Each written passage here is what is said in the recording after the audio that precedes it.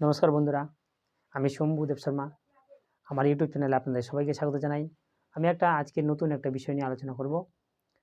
তো বিষয়টা আমাদের সারাদিনের কাজের যে টাইম টেবিল, সময়সূচি, আমাদের সারাদিনের কাজের উপরে আমাদের কাজের অগ্রগতি বাড়ে।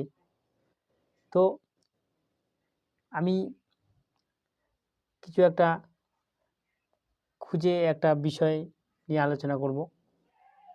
তো চেষ্টা করব টাইম টেবিল সম্বন্ধে জানার। তো আমাদের সারাদিনের কাজের উপরেই আমরা চলি। তো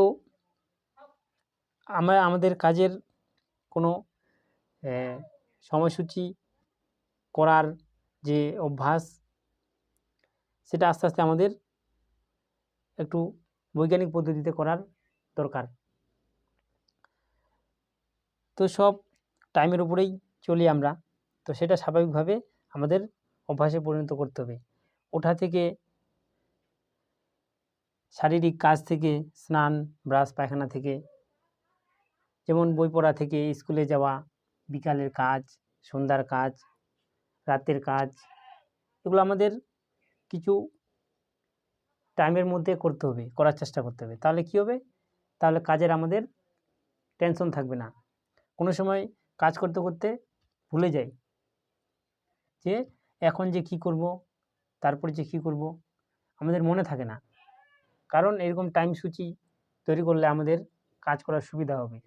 এই অভ্যাসটা করলে আমাদের আস্তে আস্তে কাজ করার সুবিধা হবে।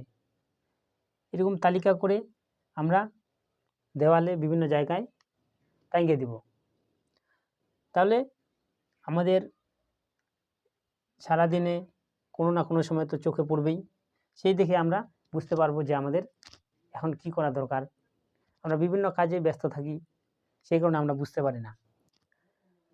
তো তারপর সারাদিন কাজ করার ফলে আমাদের বিশ্রাম নেওয়ার আগে, যেমন রাত্রে ঘুমানোর আগে, আমাদের সারাদিনের কাজের কিছু চিন্তা করে নেওয়া, যে হিসাব করে নেওয়া আমাদের সারাদিনের কাজের কি কি করলাম আমরা। যেমন কিছু মনে করে নেওয়া যে সকালে উঠলাম, তারপর মর্নিং ওয়াক করলাম, তারপরে হয়তো কোনো স্বল্প আহার, এগুলো স্বাভাবিক বিষয়। যেমন কি কি পড়েছি নোট করা, কি ছাড়া গেল সেরকম দেখা, কোন বই পড়লাম না, এই তারিখে আমার কি হলো, এরকম তালিকা করে আমাদের অভ্যাস করা। তাহলে কাজের আমাদের একটা সারা মাসের একটা আমরা হিসাব পাবো যে আমার এই বিষয় থেকে এটা কমপ্লিট হচ্ছে আস্তে আস্তে বা হবে। তো এরকম টার্গেট নিয়ে করলে আমাদের অনেক কাজের করতে সুবিধা হবে। তো আমি আর কিছু বলবো না। তো আজকে বিষয়টি এখানে শেষ করছি। বিষয়টি কেমন লাগলো লাইক, কমেন্ট, শেয়ার করবেন। তো নতুন হলে চ্যানেলটিকে সাবস্ক্রাইব করবেন। আরও কিছু এরকম নতুন ভিডিও পাওয়ার জন্য বেল আইকন প্রেস করে রাখবেন। তো ধন্যবাদ। জয় হিন্দ। ভালো থাকবেন, সুস্থ থাকবেন।